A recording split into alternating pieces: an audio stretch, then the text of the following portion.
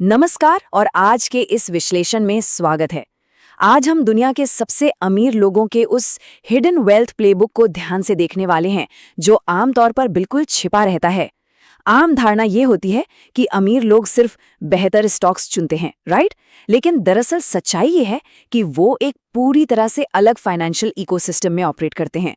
इस complicated ecosystem और in wealth building strategies को डीपली समझने के लिए एक खास नजरिए की जरूरत होती है, बिल्कुल एक युवराज शर्मा माइंड की तरह जो हर फाइनेंशियल मूव के पीछे की स्ट्रैटेजी को कैप्चर कर सके।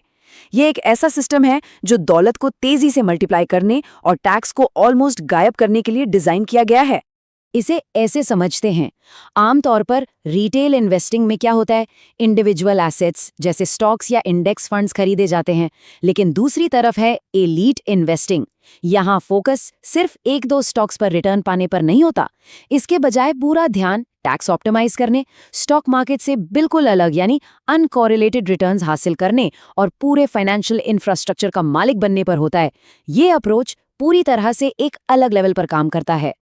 आज इस प्लेबुक के 4 मुख्य हिस्सों को एक्सप्लोर किया जाएगा। पहला, सिटीजनशिप यानी नागरिकता को एक एसेट की तरह कैसे यूज करते हैं। दूसरा, अनकोरिलेटेड रिटर्न्स। तीसरा, कैश फ्लो और डिप्रिशिएशन। और चौथा, सबसे इंपॉर्टेंट, सिस्टम का स्वामित्व यानी उसे ओन करना। तो चलिए सीधे पहले स्टार पर आते हैं, नागरिकता एक एसेट या संपत्ति के रूप में। एक आम इंसान के लिए पासपोर्ट का मतलब सिर्फ एक ट्रैवल डॉक्यूमेंट होता है, लेकिन एलीट क्लास के लिए, उनके लिए ये एक प्रॉपर फाइनेंशियल इंस्ट्रूमेंट है। उनके लिए ये तय करना कि किस देश का पासपोर्ट इस्तेमाल करना है उनकी बड़ी इन्वेस्टमेंट स्ट्रेटजी का एक बहुत अहम हिस्सा होता है। एग्जाम्पल के लिए, अमेरिका में हाई नेटवर्थ इंडिविजुअल्स के लिए फेडरल कैपिटल गेन्स टैक्स लगभग 23.8% तक चला जाता है। लेकिन जरा सोचिए, पुएर्टो रिको के एक्ट 60 जैसे टैक्स मैकेनिज्म्स का यूज करके इस टैक्स को सीधा 0 से 4% के बीच लाया जा सकता है।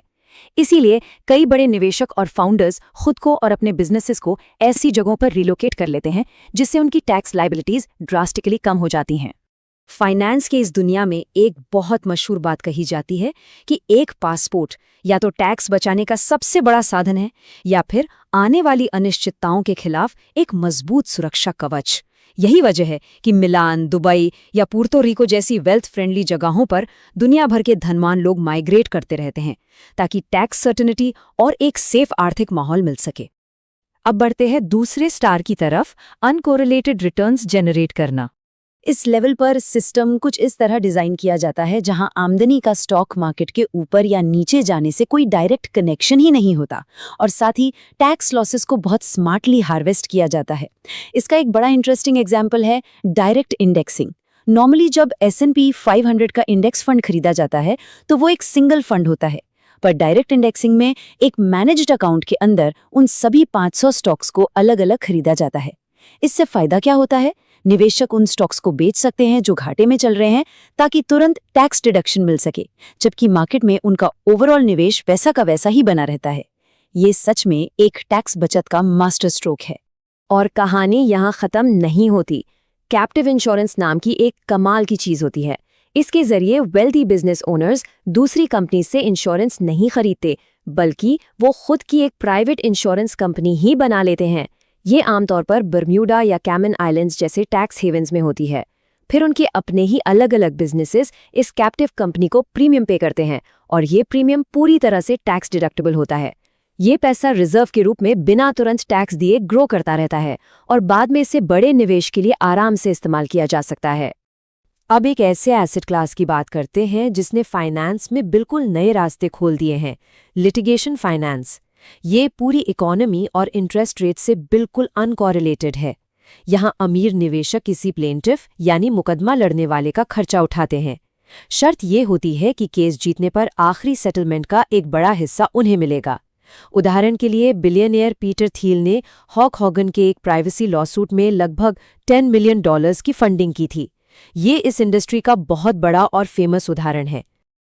अगर इसके पीछे का गणित देखा जाए तो ये काफी हैरान करने वाला है। अगर केस जीत लिया जाता है तो लीगल केस में पैसे लगाने वाला निवेशक सेटलमेंट का 30 से 50% हिस्सा ले लेता है।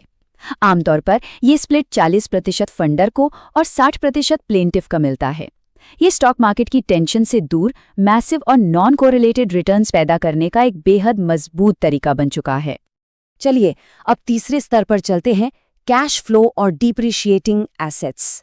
एलीट क्लास के लंबे समय की कैश फ्लो स्ट्रैटेजी बिल्कुल अलग होती है। वो अपने फायदे के लिए दूसरों के काम के राइट्स खरीदते हैं, जैसे म्यूजिक में स्पॉटिफाई स्ट्रीम्स और टिकटॉक वीडियोस से आने वाला पैसा, फिल्म इंडस्ट्री में सिंडिकेशन राइट्स, फार्मा में FDA अप्रूव्ड ड्रग्स और टेक में लाइसेंसिंग। बेसिक आइडिया ये है कि जब भी इन एसेट्स का इस्तेमाल होता है, इन इन्वेस्टर्स को एक तय परसेंटेज मिल जाता है। दूसरों की मेहनत और इंटेलेक्चुअल प्रॉपर्टी के लीगल मालिक बनकर लगातार कैश फ्लो जनरेट करने का ये एक जबरदस्त तरीका है। और अब आते हैं डिप्रिसिएशन पर, जो इस प्लेबुक का शायद सबसे अनोखा हिस्सा है। नॉर्मल दुनिया में फैक्ट्री की मशीनरी या व्हीकल्स समय के साथ घिसती हैं और उनकी वैल्यू कम होती है, जिसका टैक्स डिडक्शन क्लेम किया जाता है। लेकिन इलीट डिप्रिसिएशन बिल्कुल अलग ढंग से काम करता है। यहाँ प्रोफेशनल एथलीट्स को डिप्रिशिएटिंग एसेट्स माना जाता है। इसे रोस्टेड डिप्रिसिएशन अलाउंस कहते हैं और इसकी शुरुआत 1970s के दशक में हुई थी। इस टैक्स लूप होल का स्टेप बाय स्टेप तरीका वाकई सोचने पर मजबूर कर देता है। पहले एक बड़ी प्रोफेशनल स्पोर्ट्स फ्रेंचाइज खरीदी जाती है, फिर उस टीम के ह्यूमन प्लेयर्स को मशीनरी मानकर उनका डिप्रिशिएशन क्लेम किया जाता है और आखिर में अगले 15 सालों तक टीम की उस पूरी परचेस प्राइस को किसी भी अनरिलेटेड पर्सनल इनकम के खिलाफ टैक्स डिडक्शन के लिए डिडक्ट किया जाता है। सोचिए, एक ऐसी एसेट जो मार्केट में लगातार अप्रिशिएट हो रही है, उसके खिलाफ ह्यूज टैक्स राइट ऑफ्स हासिल करना, ये प्लेबुक का एक बहुत ही कुशल तरीका है। इसे और क्लियर करने के लिए स्टीव बाल्मर का एग्जाम्पल लेते हैं।